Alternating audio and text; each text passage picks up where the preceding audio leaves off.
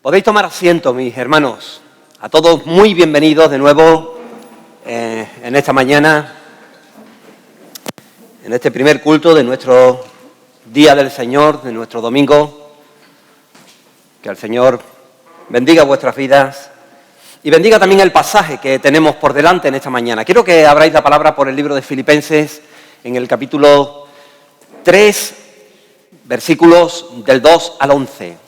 Filipenses, capítulo 3, versículos del 2 al 11. Y aunque después vamos a tener la lectura global, pero hoy evidentemente que no nos va a dar tiempo, hoy va a ser una primera parte de un tema que vamos a tocar seguramente Dios mediante también en una próxima ocasión. Filipenses 3, del 2 al 11. Pero déjame que te cuente algo. Déjame que te cuente primero una parábola. Jesús en Mateo, en el capítulo 13 del Evangelio, le está contando una serie de parábolas a sus discípulos. Y una de esas parábolas, eran parábolas muy cortitas, y una de ellas habla de un mercader. Un mercader que era un mercader mayorista, se encargaba de ir por el mundo, de navegar, de ir por el mundo buscando piezas de joyas, piezas de perlas que realmente fueran significativas e importantes, porque había realmente otros comerciantes minoristas o personas ricas, familias ricas, a las cuales él le pudiera realmente vender esa mercancía. Su vida consistía en una larga búsqueda de esa perla de calidad, esa perla de tamaño y de calidad que realmente pudiera fácilmente después ser vendida y evidentemente a un buen precio. Era todo un experto en esa labor de compra y venta. Su vida un día, dice la parábola, la relata el Señor, un día su vida da un vuelco total, definitivo. Va a descubrir una perla cuyo tamaño y cuya calidad hasta ahora no la había visto él por ningún lado. Se quedó perplejo, asombrado. Era tal la pasión que dice la parábola que llegó a coger por esa perla, por adquirir esa perla,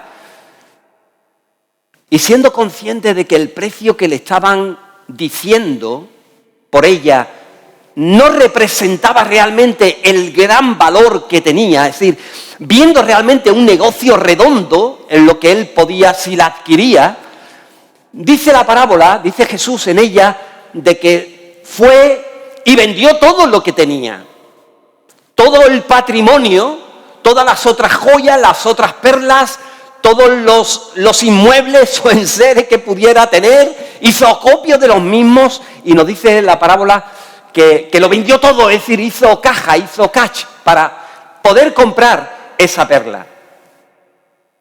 No tuvo ningún reparo en vender todo lo que tenía porque era consciente, era sabedor de que realmente esa perla valía mucho más que todo lo que él realmente estaba invirtiendo.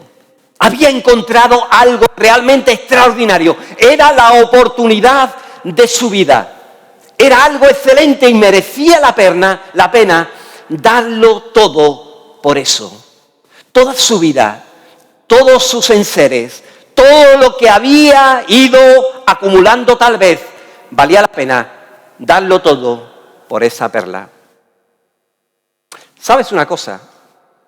Este mercader de esta parábola es una excelente ilustración en esta mañana de la vida del apóstol Pablo. De la vida del apóstol Pablo y sobre todo la parábola en sí, todo el desarrollo de la parábola es una ilustración de nuestro pasaje, de ese que tienes abierto y que vamos a leer de forma inmediata. Filipenses 3, del 2 al 11. ¿Algún hermano, por favor, en voz alta o hermana, que nos lo quiera leer en esta mañana? Guardaos de los perros, guardaos de los malos obreros, guardaos de los murmuradores del cuerpo, porque nosotros somos la circuncisión, porque en espíritu servimos a Dios y nos gloriamos en Cristo Jesús, no teniendo confianza en la carne. Aunque yo tengo también de qué confiar en la carne, si alguno piensa que tiene de qué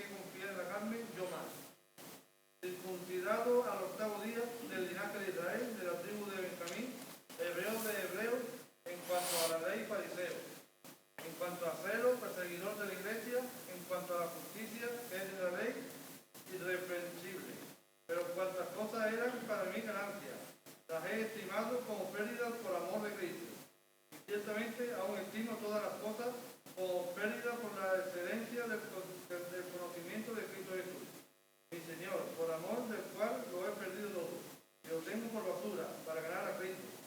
Y ser hallado en él, no teniendo mi propia justicia, que es por la ley, sino la que es por la fe de Cristo, la justicia que es de Dios por la fe, a fin de conocerle y el poder de su resurrección, y la participación de sus padecimientos, llegando a ser semejante a él en su muerte, y en alguna manera llegase a la resurrección de entre los muertos.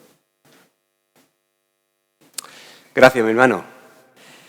El texto que tienes por delante tiene un origen, tiene una causa. Esa causa es la profunda lucha que tiene el apóstol Pablo con un grupo de judíos que se han hecho creyentes, es decir, que han aceptado a Cristo, a Jesús de Nazaret, como el Mesías, como el Hijo de Dios, como el Mesías, pero que le están poniendo mucha pega, le están poniendo muchas zancadillas a Pablo y a las iglesias fundadas por Pablo, porque cada vez que uno de ellos, una de estas personas, de estos creyentes judíos, entraban dentro, empezaban a comentar y a hablar y a enseñar de que sí, estaba muy bien eso de que los gentiles, pues aceptaran al Señor y reconocieran a Jesús como el Mesías, pero, evidentemente no era suficiente con ello. El gentil, aquel que no era judío, tenía que circuncidarse y tenía que guardar la ley. Claro, eso fue trayendo muchísimos problemas en las distintas iglesias. A ese grupo de judíos, de creyentes judíos, que intentaban de introducir esa enseñanza, esa falsa enseñanza, de que para salvarte no era solamente suficiente creer en Cristo, sino que tenías que circuncidarte, que tenías que hacerte judío y que tenías que guardar la ley judía y todos los ritos y sacrificios judíos. A ese grupo se llamaban los judaizantes. Pablo tuvo muchísimos problemas con ellos y la iglesia del primer siglo. Iglesias como por ejemplo las de Galacia, y ahí la carta de los Gálatas, Pablo habla en contra de ellos. Tenía el temor Pablo de que evidentemente esto mismo podía entrar en Filipos, podía entrar también en la iglesia de los filipenses. De ahí que toque este tema. Las palabras que él emplea para este grupo es dura. Él se lo está tomando muy en serio lo que esta gente está enseñando. Es muy grave lo que enseñan esta gente. El desvío que pueden ocasionar en las vidas de los creyentes es muy fuerte. Fíjate bien el tipo de palabra que emplea para describirlos. Versículo 2. Perros, malos obreros y mutiladores del cuerpo. Y por 3 veces repite la misma palabra. Guardaos, guardaos y guardaos. Es decir, es como si le estuviera diciendo, oye, poner ojo. Es decir, atentos a lo que realmente os entra, a lo que realmente se comparte, atento a lo que se predica, atento a lo que realmente estás oyendo. Discierne bien las cosas, porque se te puede estar colando realmente esta falsa y dañina enseñanza. El problema principal que Pablo está expresando es la circuncisión. El principal problema con ellos es el énfasis que esta gente hace, no solamente en la ley, sino sobre todo en la circuncisión. Esta gente insiste en que los gentiles, aquel que no es judío y que se convierte a Cristo, debe de pertenecer al pueblo de Israel, debe de hacerse judío. Tiene que aceptar el pacto que Dios hizo desde Abraham con el pueblo de Israel. Dice la palabra en el Génesis 17, 10 y 12, palabra del Señor para con su pueblo, dice, este es mi pacto, el pacto que guardaréis entre mí y vosotros y tu descendencia después de ti. Será circuncidado todo varón entre vosotros. Circuncidaréis, pues, la carne de vuestro prepucio y será por señal del pacto entre mí y vosotros. Es decir, Él hace un pacto con ese pueblo, un pacto de santidad, de presencia, de respaldo, de confianza, un pacto de fe. Y todo pacto se tiene que mostrar o se tiene que señalar de alguna manera, dándose la mano, con algún dinero, con alguna señal monetaria.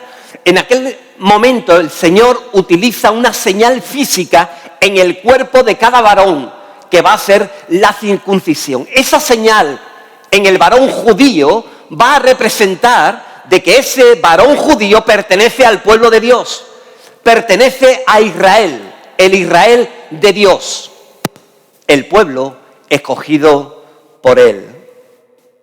Mi hermano, la circuncisión, la palabra circuncisión, proviene del latín. Proviene de la palabra circum, que significa alrededor, y de la palabra fisio, que significa corte.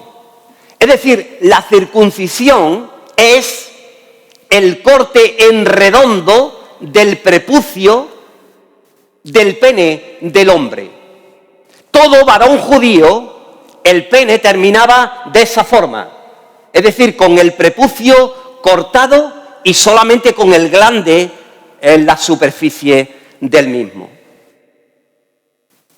Pero esta circuncisión física, si no iba acompañada, mi hermano, de una circuncisión espiritual, que después la palabra va a llamar del corazón, es decir, si no hay un corte redondo de la forma de hablar, de la forma de pensar, de la forma de actuar, de la conducta, es decir, si no hay una conducta que refrene realmente de que tú eres un hijo de Dios, que perteneces a un pueblo realmente santo, ese corte de ese prepucio, esa señal física, no servía para nada.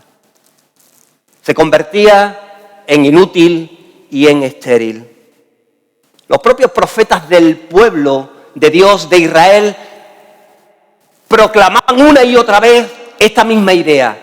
Oye, si no os convertís, si vuestras vidas no están convertidas, si no hay una señal visible, tangible de que realmente no solamente la física, sino del corazón, de vuestras conductas, si vuestras conductas realmente no refrendan lo que realmente vosotros decís que sois, israelitas, hijos de Dios, hijos del Altísimo, pueblos señalados y distinguidos por parte de Él, pues no vale para nada. Lo que tienes que hacer es circuncidarte, y decían los profetas, circuncídate, lo que te he dicho antes, la boca, tus oídos, es decir, corta en redondo, límpialos, que desaparezca aquello que realmente es sucio, contaminante, aquello que no agrada realmente a la voluntad de Dios, aquello que Dios te señala que realmente te lo tienes que quitar, quítatelo en el nombre del Señor.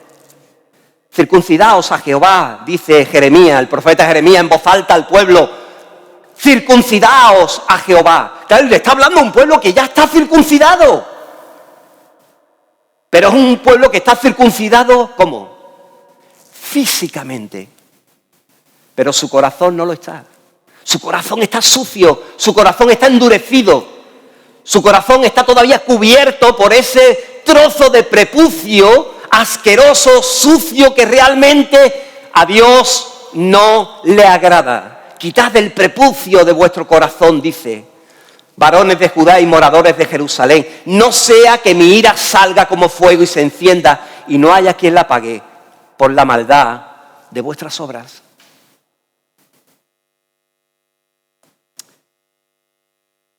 Para Pablo, la circuncisión sola, la física, no es nada.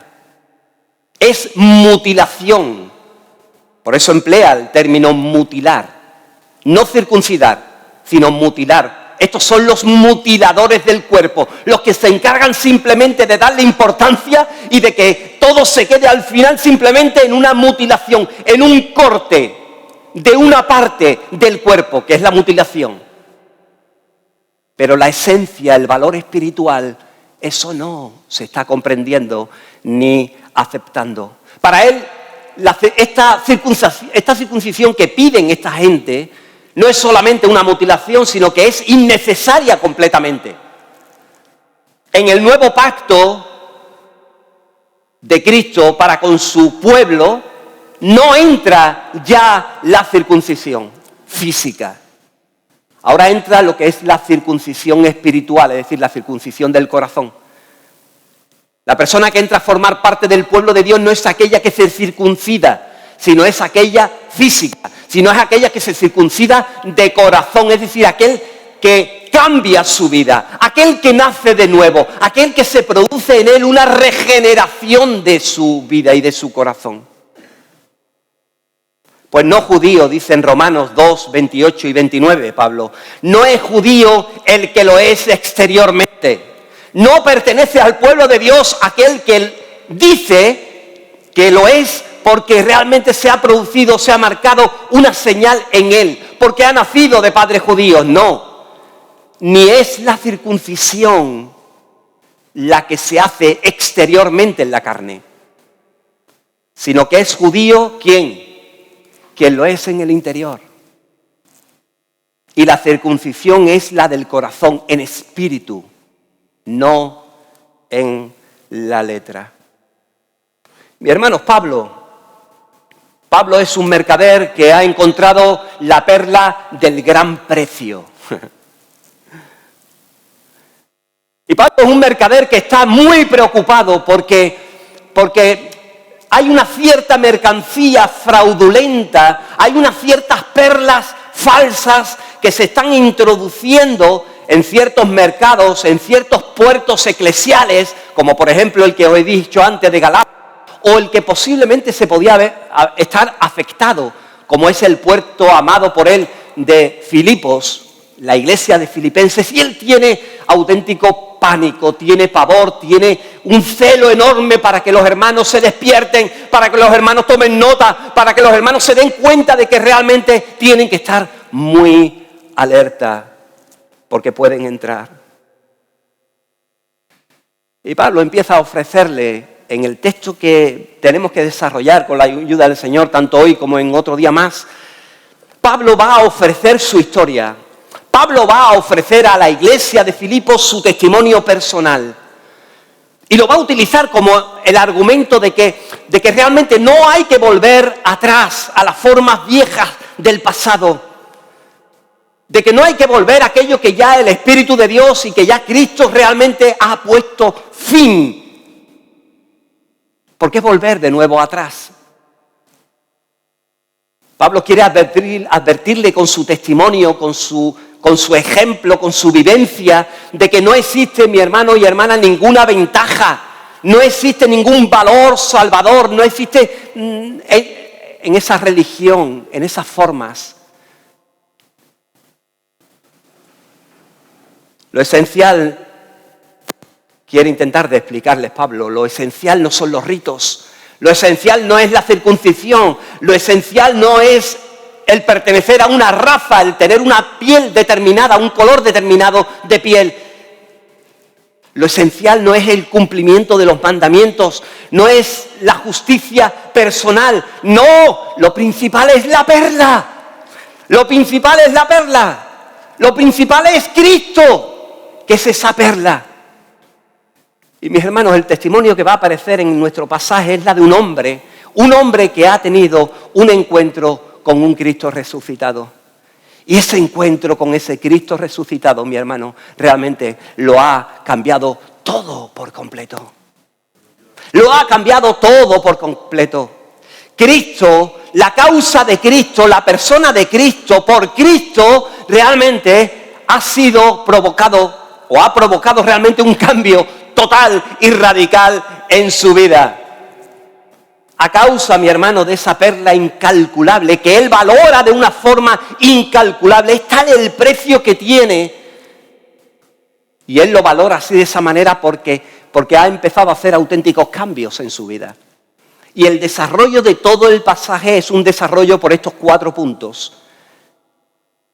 Es un hombre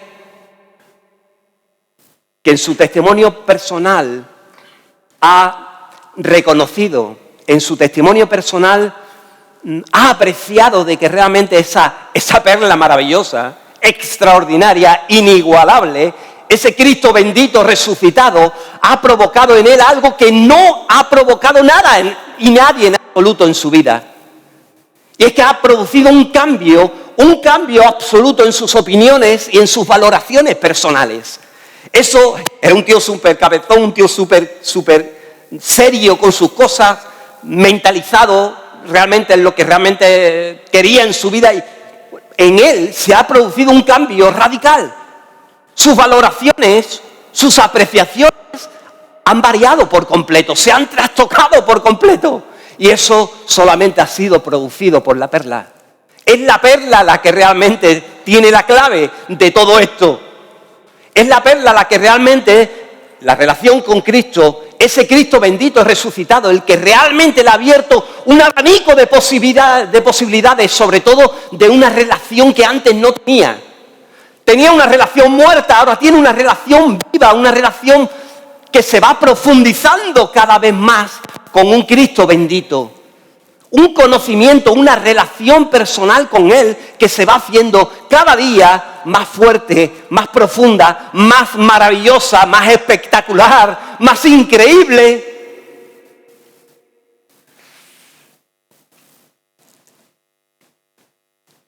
Un Cristo que le ha proporcionado una justificación por su fe, en fe, que lo ha revestido de gracia, que lo ha revestido de la justicia divina, que le da la oportunidad de que los ojos de Dios puedan hincarse en Él y pueda ser aceptado por Él. Un Cristo, mis hermanos, que le da participación, que le hace participar no solamente de aquello agradable, sino también incluso de aquello no tan agradable, pero que todo al final redunda en el bien de su vida, en el perfeccionamiento de su vida, en llegar y alcanzar realmente la meta que tiene establecida. El texto es amplio, el desarrollo va por estos 4 puntos. Nosotros con la ayuda del Señor en esta mañana solamente, por el tiempo que tenemos, solamente nos vamos a quedar con el primero e intentaremos en siguientes semanas avanzar a los demás. Pero acompáñame en esta mañana y quédate conmigo porque vamos a ver ese cambio en Pablo. Cómo esa perla maravillosa, como ese Cristo bendito va a ocasionar en el desarrollo de su testimonio, lo va a manifestar, ha ocasionado algo que realmente hasta ahora nadie ha ocasionado, nadie ha provocado, nadie ha trastocado. Y en Él lo ha hecho. Por eso merece la pena seguirlo. Por eso merece la pena no despistarse en el camino, filipenses. Por eso merece la pena, creyentes de odres, de que no os miréis hacia atrás, de que no os despistéis, de que no os enturbiéis, de que mantened vuestra mirada realmente en la perla, porque la perla lo merece. Pablo nos dice en esta mañana, nos refuerza en esta mañana y nos anima en el nombre del Señor y te dice que merece realmente la pena seguirlo. Que merece la pena que te identifiques con esa perla, que te identifiques con Cristo. Porque realmente es el único que ha ocasionado y que provoca y que sigue ocasionando en ti ese reajuste de valores que solamente Él lo puede hacer. Que no lo puede hacer la política, que no lo puede hacer un equipo de fútbol, que no lo puede hacer la familia, que no lo puede hacer una relación, que solamente lo puede hacer Cristo Jesús en la vida de una persona. Mis hermanos, sus apreciaciones han sido realmente trastocadas.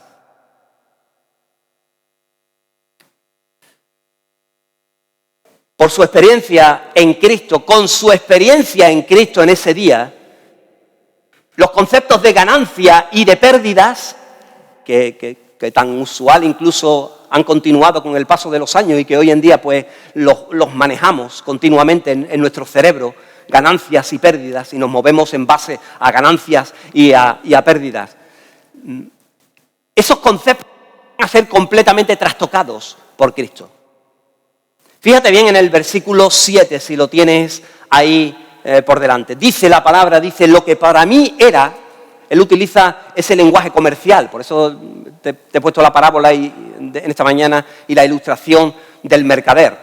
porque él utiliza ese lenguaje de ganancia y pérdida. Y dice la palabra, dice lo que, en resumen, ¿no? Dice lo que para mí era ganancia, al final, ¿qué termina siendo?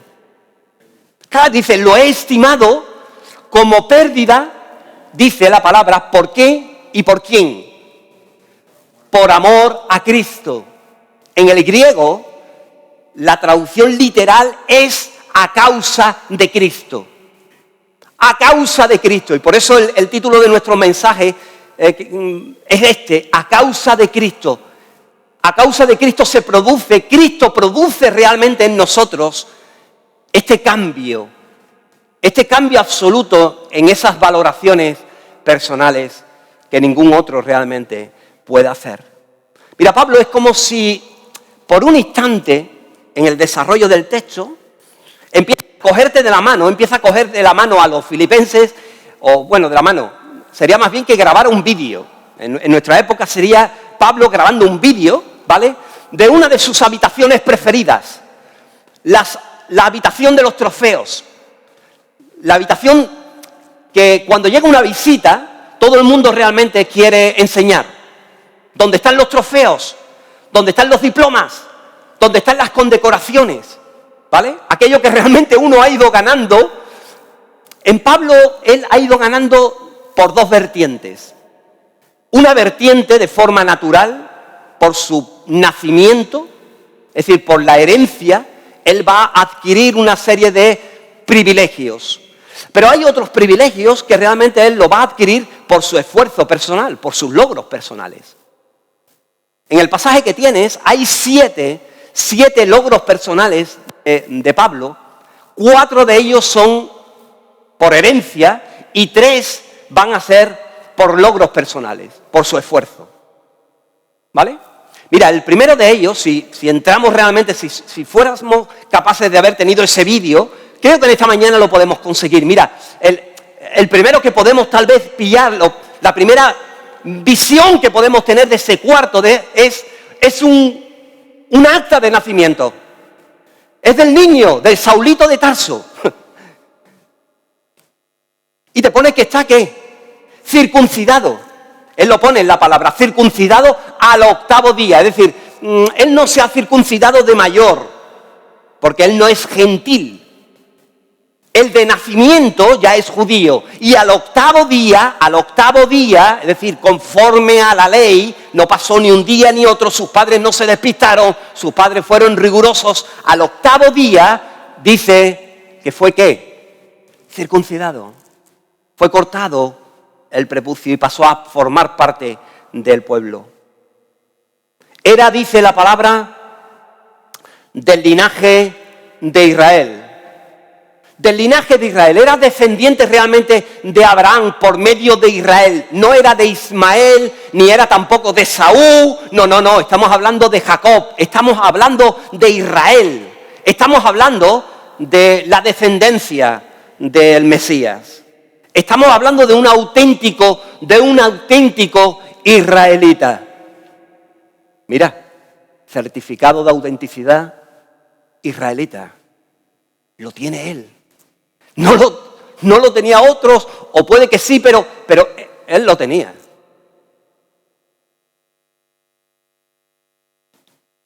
Nos dice la palabra algo más, nos dice que de ese pueblo de Israel era de una tribu.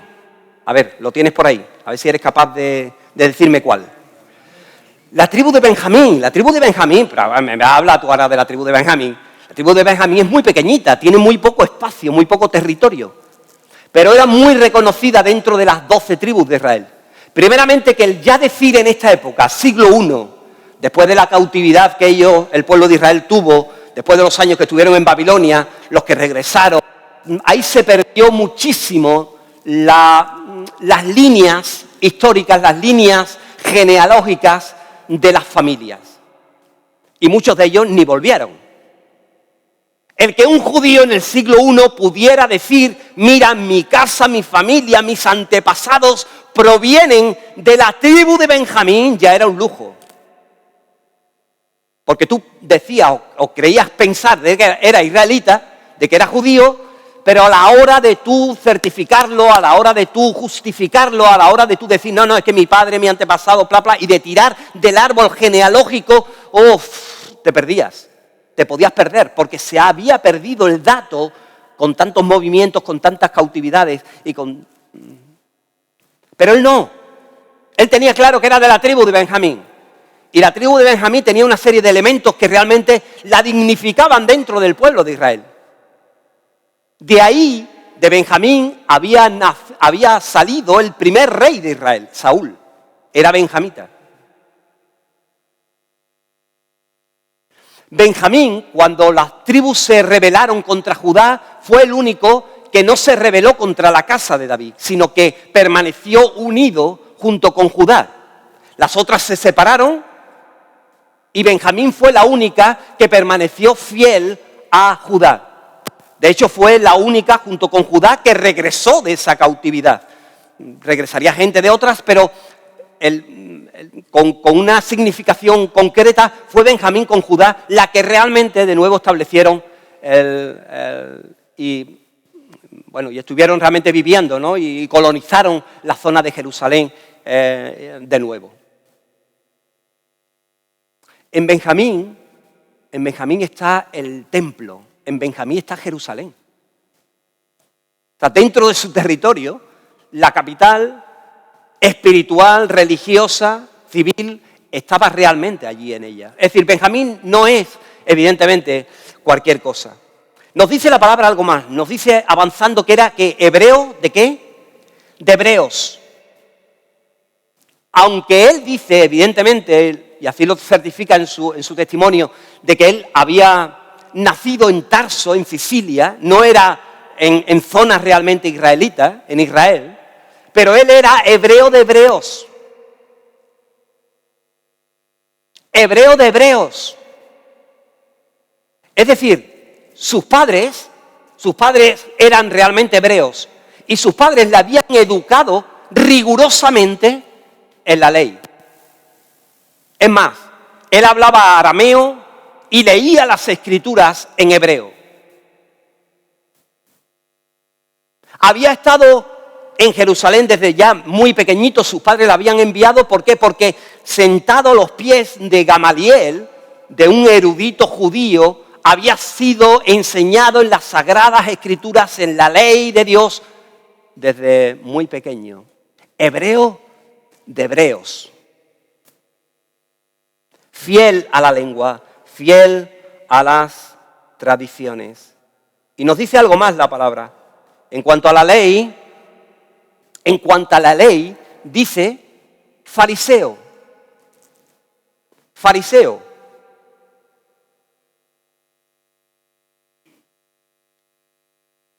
Los fariseos eran los más estrictos de la época. De las sectas judías, era la más radical, la que más se veía reflejada en la ley, en las tradiciones. Rigurosos en las comidas, en las ropas, en las relaciones. Pablo había sido criado, fomentado, era hijo, dice, de fariseos, es decir, sus padres ya eran fariseos.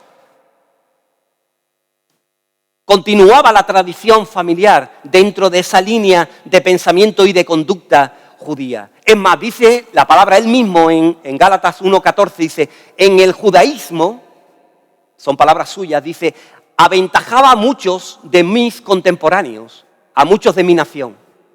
Porque era, dice, mucho más celoso en la ley que ellos. Es decir, que este es un hombre que se pasaba tremendamente. Si los demás cumplían, él cumplía un extra, un plus de la situación. Nos dice la palabra algo más, nos dice que en cuanto a celo, era perseguidor de la iglesia.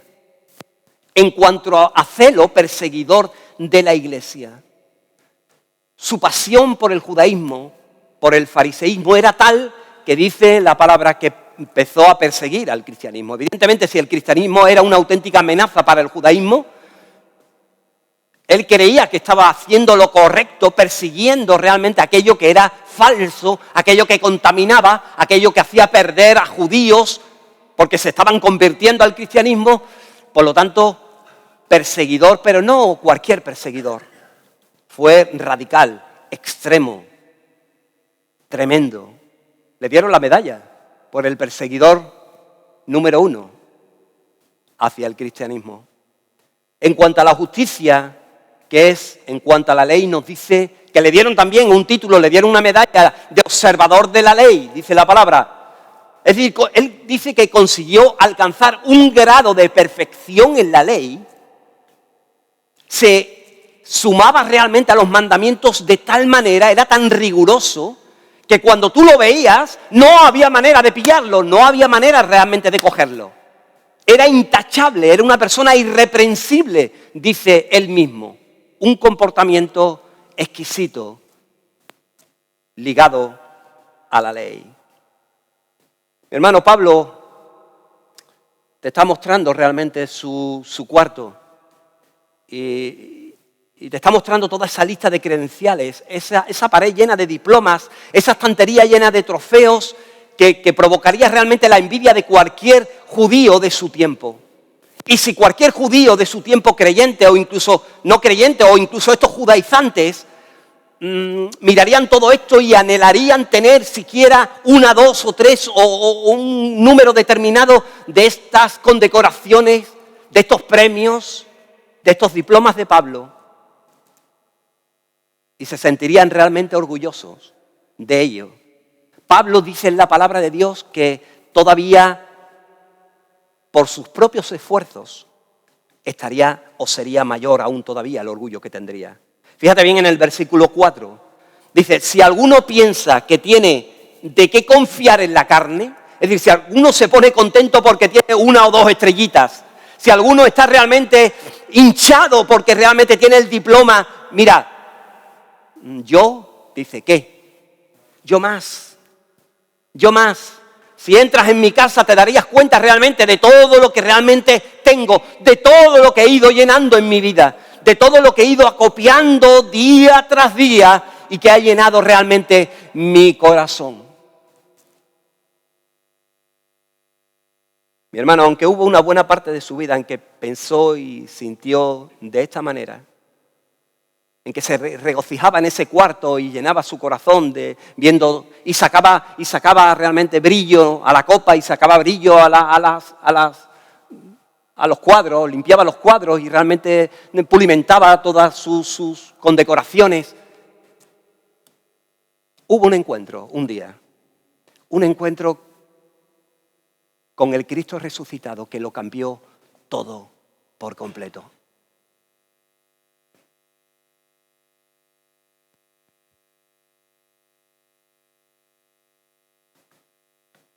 Hubo un pero, un día de pero, un día donde el Señor decidió cortarle todo el rollo, donde decidió cortar toda la dinámica, todo lo que realmente pensaba y sentía, un encuentro que realmente lo cambió todo por completo, que alteró su pensamiento, que alteró sus ideas, que alteró la percepción de las cosas que tenía, que alteró su visión sobre el oro, la plata, los cuadros, sobre los títulos, cambió toda su forma de pensar y esta quedó radicalmente diferente y transformada a partir de ese día.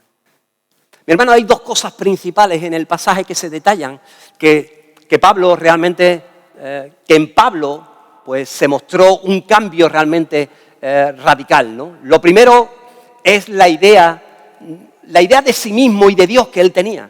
Es decir, este encuentro con ese resucitado, lo primero que realmente hizo fue cambiar la perspectiva que tenía de sí mismo y la perspectiva que tenía de Dios.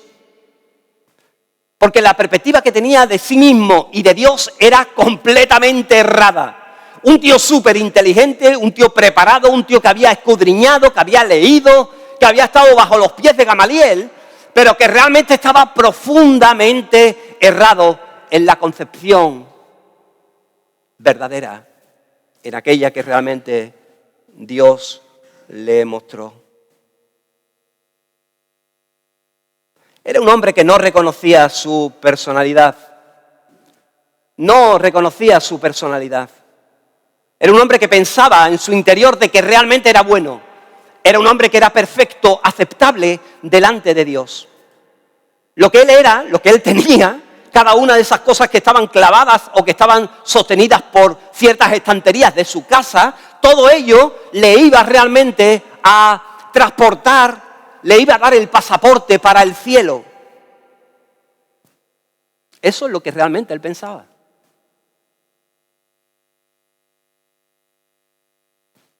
Pero esta manera de ver y de pensar, mi hermano, fue invertida completamente. En un momento, como si se le cayeran las vendas de los ojos, nos dice la palabra que él se vio tal y como era realmente. Se vio en el espejo del Señor, se vio en el espejo de la realidad, de la cruda realidad.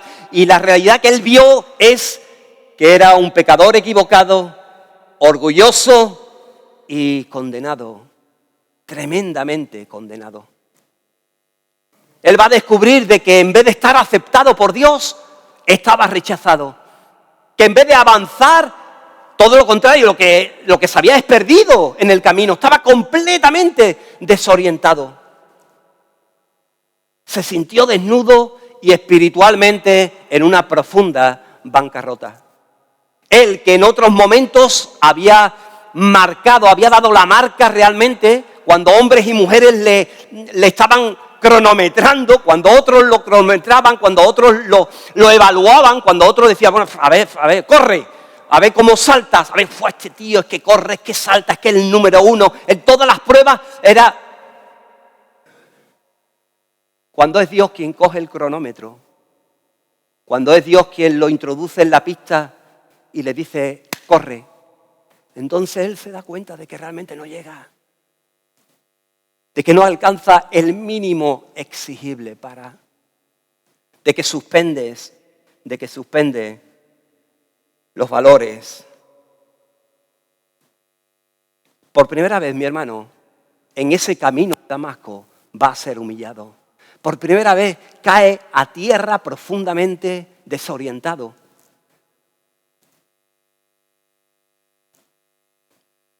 Allí va a abrazar a aquel que hasta entonces había estado persiguiendo. Allí se va a convertir en una nueva criatura. Allí todas las vestiduras de justicia, todos los diplomas, todo se va a caer, todo va a quedar en un segundo plano. Su ropa se va a convertir en trapos de inmundicia delante del Señor. La luz y el fuego de Dios le va a hacer que realmente vea realmente el tipo de ropa, la calidad del vestido que realmente tenía, penoso, sucio, andrajoso. Todos sus trofeos se van a caer de las estanterías y todas las medallitas se van a convertir en heno, en hojarasca, en madera, se va a convertir en nada. Perderán el brillo, perderán el metal, se convertirán en nada.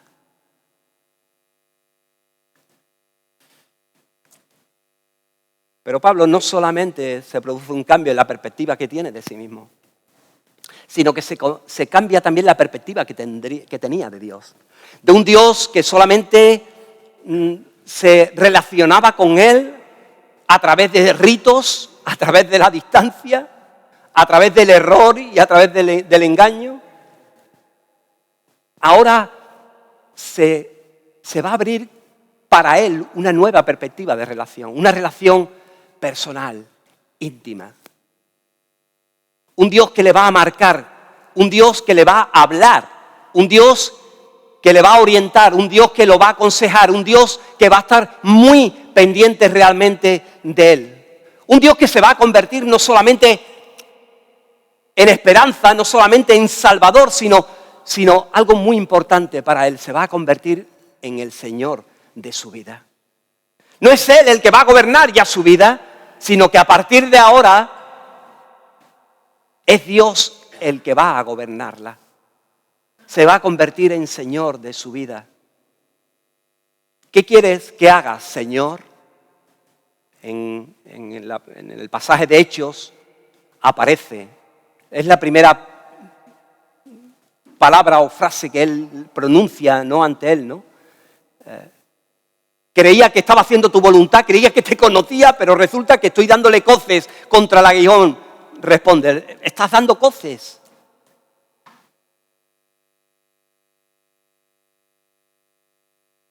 Pablo habla ahora en el versículo 8 y habla de él como mi Señor. Fíjate bien en ese versículo.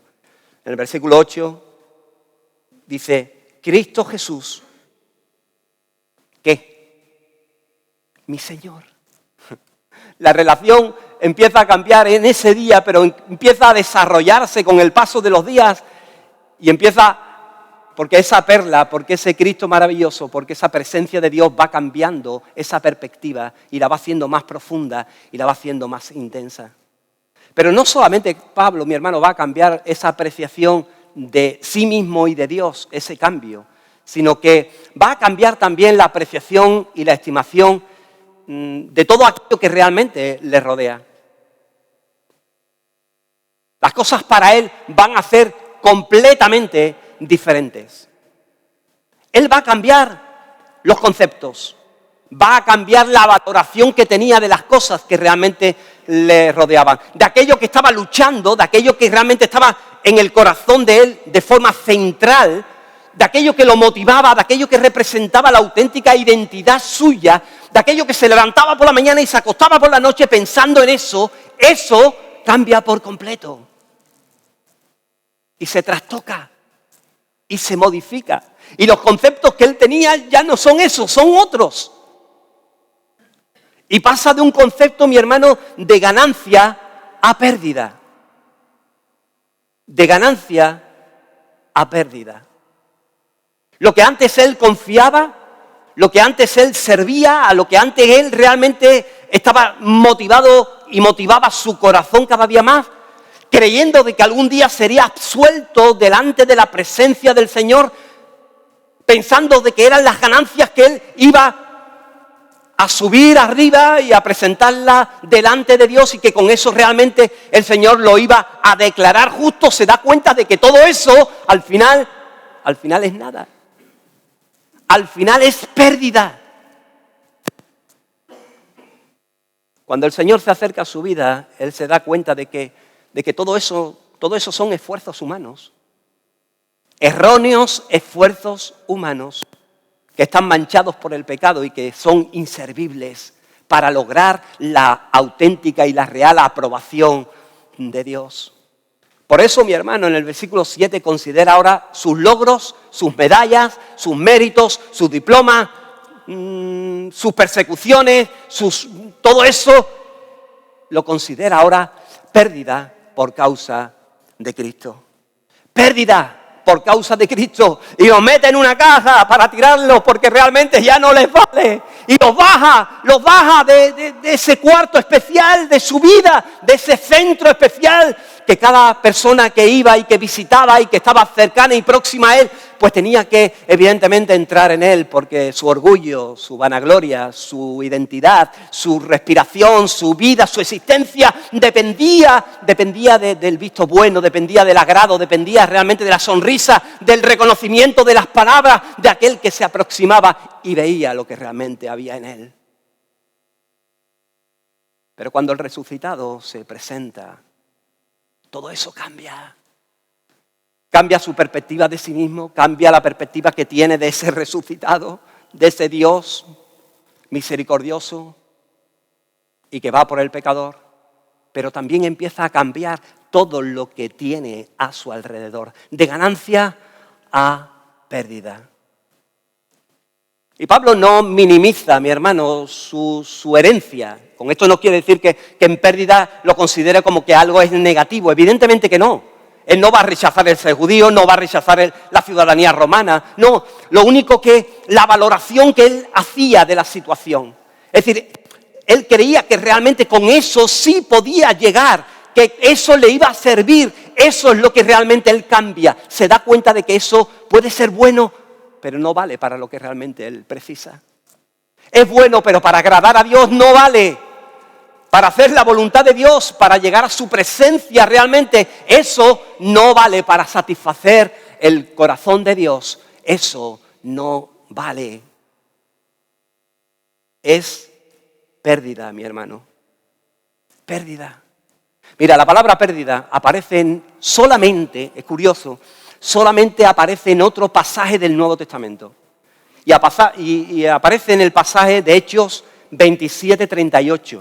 Este es un pasaje muy conocido, del naufragio de Pablo. No sé si te acuerdas cuando él iba para Roma en un barco con iba con soldados romanos, en fin, y con mercaderes y demás, con comerciantes, un barco comercial, y tiene un naufragio, se produce un naufragio. Bien, mira, en este pasaje es curioso porque el término pérdida también aparece. Y aparece por el concepto de todo aquello que tuvieron los comerciantes, los mercaderes que estaban en el barco, tuvieron que echar por la borda de ese barco, porque realmente lo más importante era la vida. Y la vida se estaba perdiendo, mi hermano. La vida, la navegación era peligrosa, dice la palabra.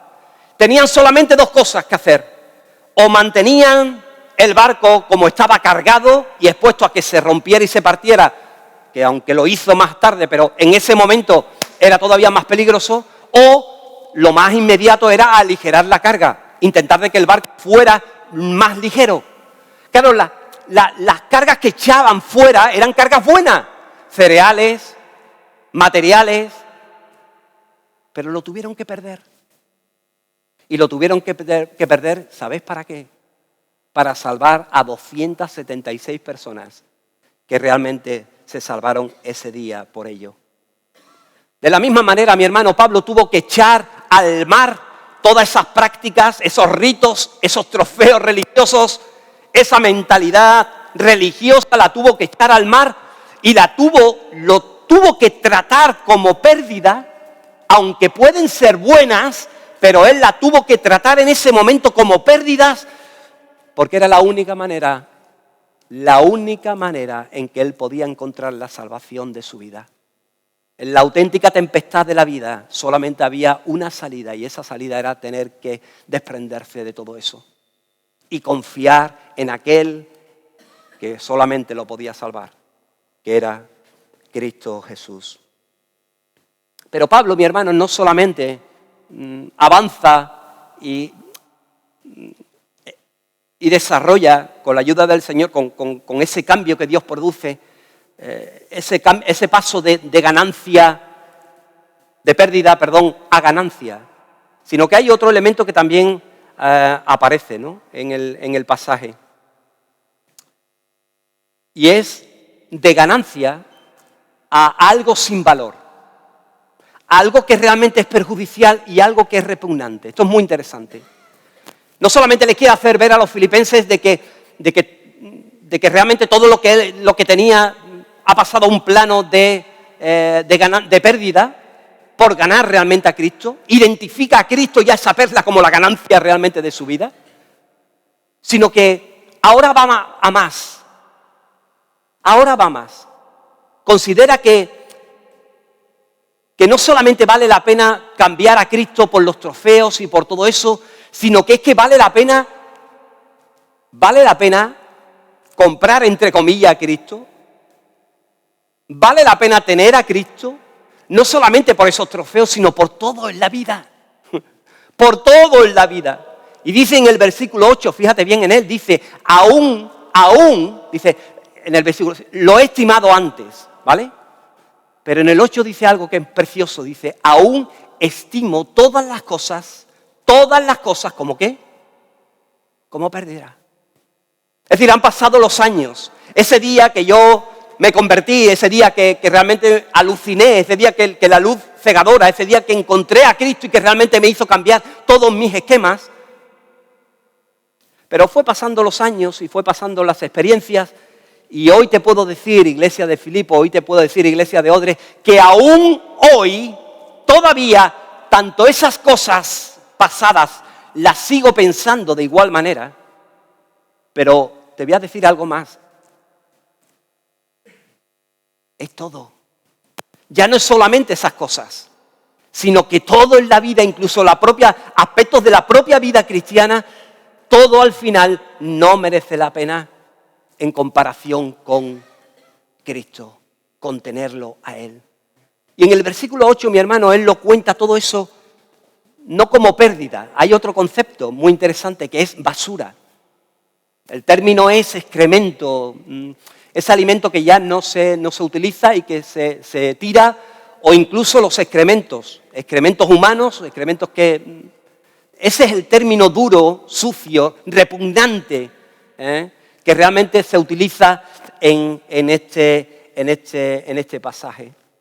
Es decir, aquello que tú estimas de que realmente es inútil, de que realmente es incluso no solamente inútil, sino dañino y contaminante para tu vida.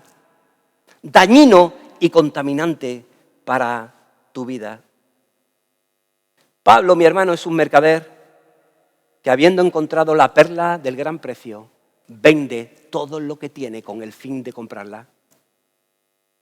Renuncia a otras perlas, renuncia a bienes, renuncia a todo lo que a lo mejor le podría dar cierto valor, cierta identidad, cierto prestigio dentro de ese mundo de mercaderes. En ese momento, por esa perla, lo tiene que vender todo, todo, hasta ropa, casa, todo, porque le da mucha más importancia a esa perla que a todo lo que realmente tiene. Hermano, yo te pregunto en esta mañana, ¿hay algo en que se interpone entre tú y Cristo? ¿Hay algo que realmente se está interponiendo? La palabra en esta mañana nos anima y te anima a que te pares por un instante. No sé si somos capaces de expresar lo mismo que Pablo. No sé si somos capaces, con el paso de los años y con la contaminación que a veces nos llega en la vida, a tomar la misma decisión que tomó Pablo en este día, cara a los filipenses. Él toma la decisión de decirle, mira, ¿sabes una cosa? Hoy sigo estimando a Cristo como la perla maravillosa de mi vida. Lo hice un día cuando realmente tuve ese encuentro con Él y mi vida cambió. Pero a lo largo de los años, hoy, después de tantos años, puedo decir que mantengo lo que pensaba en aquel entonces, pero incluso a lo largo de la vida se me han ido acumulando experiencias, se me han ido acumulando elementos que han podido realmente entrar en ese centro de mi vida y oponerse a que Dios realmente fuera o sea el centro. Pero hoy sigo estimando todavía eso como innecesario. Lo sigo estimando todavía por debajo de Cristo Jesús. Yo no sé en esta mañana si puedes decir como Pablo, he estimado y aún todavía hoy estimo las cosas, lo que me rodea, mi vida, como perdida o incluso como basura, como algo que realmente me está entorpeciendo, como algo... Mi hermano, esta es una reflexión que diariamente tenemos que hacer en los caminos del Señor. Que en tu día a día, cada mañana tenemos que levantarnos y que realmente tenemos que estimar a esa perla. Es importantísimo, mi hermano. Si no lo hacemos, tu corazón y mi corazón quedará atrapado por la cantidad de trofeos, de medallitas y de situaciones que realmente se pueden agolpar en nuestras vidas y que, ¿saben una cosa? Atrapan tu corazón. A lo mejor no es como Pablo el ser fariseo, no, pero a lo mejor son las riquezas, el dinero, el trabajo, una posesión determinada, una mejora en tu casa. A lo mejor que son cosas que están bien, pero el problema, mi hermano, el problema es cuando van atrapando tu corazón. El problema es cuando va haciendo que la estima de Cristo, que el reino de los cielos se vaya perdiendo en tu vida. Ahí es donde hay un toque de atención y ahí es donde el apóstol habla a la iglesia y te habla a tu corazón y a mi corazón en esta mañana y te pregunta, ¿me estimas? ¿Me estimas de la misma manera?